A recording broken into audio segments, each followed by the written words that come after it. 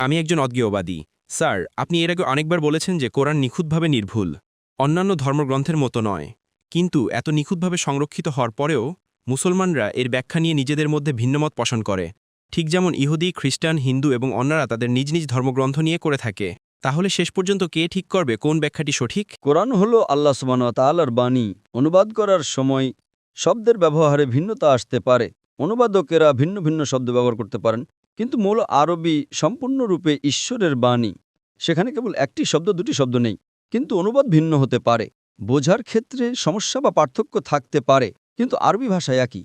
যখন কোনো পার্থক্য দেখা দেয়, যদি একটা আয়াতে দুটি অর্থ হতে পারে, তখন আপনাকে শরণাপন্ন হতে হবে হাদিসের, যা নবীর বাণী।